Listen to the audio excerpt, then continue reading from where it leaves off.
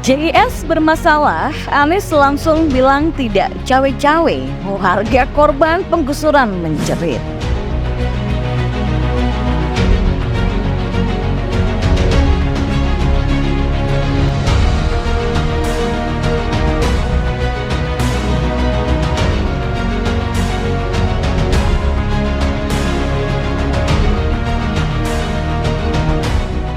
Anies ditanya soal kontroversi JIS yang memiliki banyak masalah yang harus diperbaiki.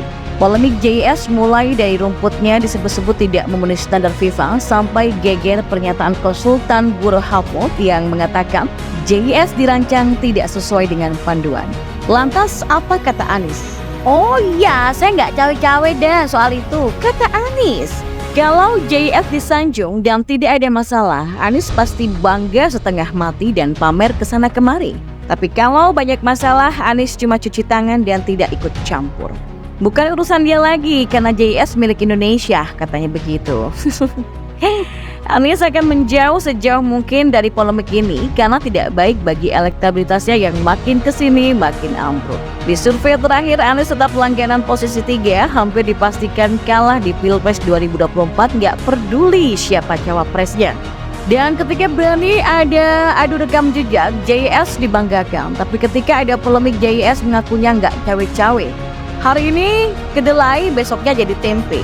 Bicara tidak konsisten dan suka menghindar dari masalah.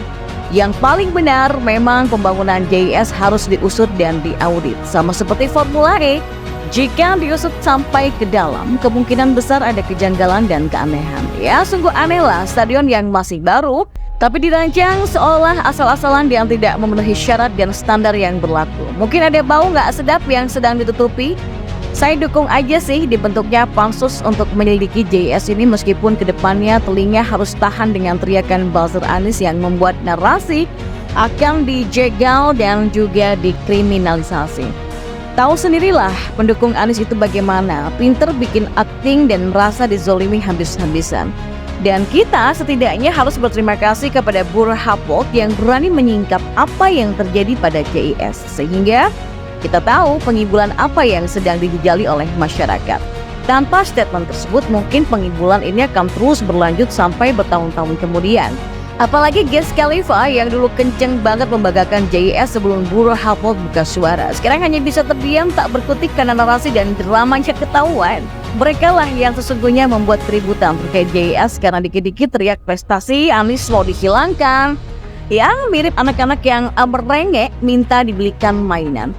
Susah kalau adu debat dengan kelompok yang mau menang sendiri, tapi pengecut kalau ada skandal yang muncul ke permukaan. JIS itu dipertimbangkan sebagai pengganti GBK untuk menggelar Piala Dunia U17, tapi ada banyak aspek yang harus dibenahi. Bahkan pemerintah meminta JIS untuk direnovasi sampai dengan sesuai standar.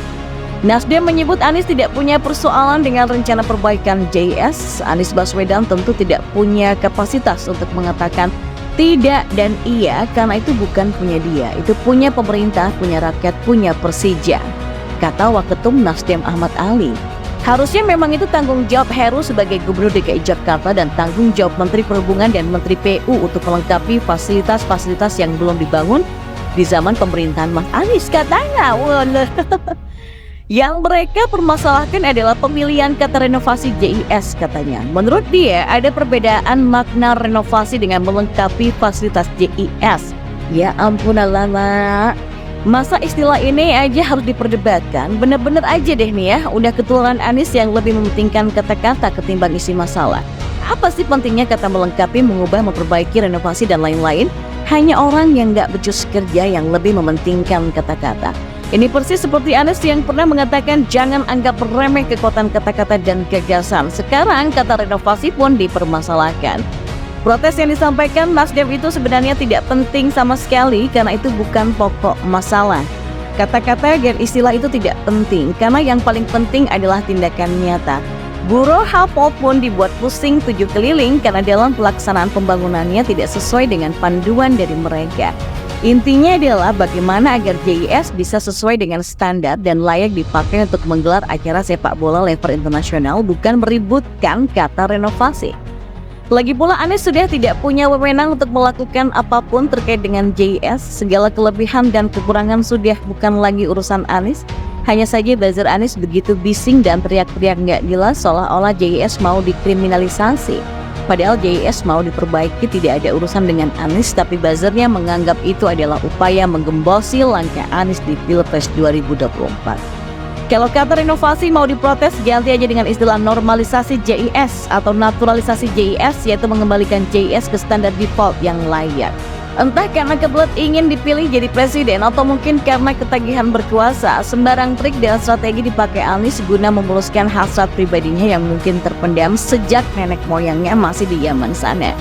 Terbayang sudah seandainya sang kakek tidak bermigrasi ke Indonesia. Anies entah sedang berperan apa di negara asalnya. Ya, sungguh miris kita menyaksikan seorang yang secara genetis terbiasa meributkan hal-hal yang tidak hakiki. Sebagaimana kita baca dalam sejarah perjuangan Rasulullah SAW, kini harus berhadapan dengan budaya luhur dari bangsa beradab yang bernama Indonesia. Ya, memang idealnya seorang keturunan pendatang mereka harus melebur dengan tradisi dan kearifan lokal. Jadi mari kita lihat apakah seorang Anies sudah melakukan etika seperti itu. Faktanya, ketika mendapatkan peluang untuk memegang amanah, sepertinya justru dimanfaatkan untuk mendongkrak libido politiknya sendiri. Karakter Anies sepertinya memang ciri khas yang sulit untuk diperbaiki ya. Sok berkuasa, sok paling pinter, dan yang paling membanggongkan adalah sikap sok taunya. Dan justru sikap seperti ini menjadi ciri khas seorang yang bodoh alias nggak paham persoalan tentang hal-hal baru. Untuk menguasai masalah yang dihadapinya, dia sangat bergantung kepada orang lain. Maka sebenarnya wajar saja ketika berhadapan dengan kelompok realistis, Anies kelabakan sendiri, dan saat kelabakan itu dia harus meminta dukungan dari tim Sora agar mengurangi rasa salah dan terpojokkan. Sisi demikian tampaknya tidak disadari oleh para pendukung Anies. Ketiadaan kapabilitas sebagai pemimpin ditambah rongrongan penjilat yang menggerogoti anggaran daerah membuat Anies tidak bisa bekerja dengan baik. Bagaimana bisa jika standar minimal dari proyek yang digagasnya hanya terpenuhi dari sisi pengeluaran biaya yang sudah dianggarkan. Di sisi lain, spesifikasi dari banyak program ternyata terseok-seok saat diaudit oleh pemeriksaan independen. Dan celakanya ketika diputuskan untuk dilakukan renovasi, mereka pun menentang. Apa yang menjadi alasan penentangan mereka atas direnovasinya JIS? Ya patut diduga karena mereka khawatir ketahuan bobroknya praktek kolusi dalam pelaksanaan pembangunannya. Sungguh epik, bukan? Anies ditanya soal kontroversi JIS yang memiliki banyak masalah yang harus diperbaiki.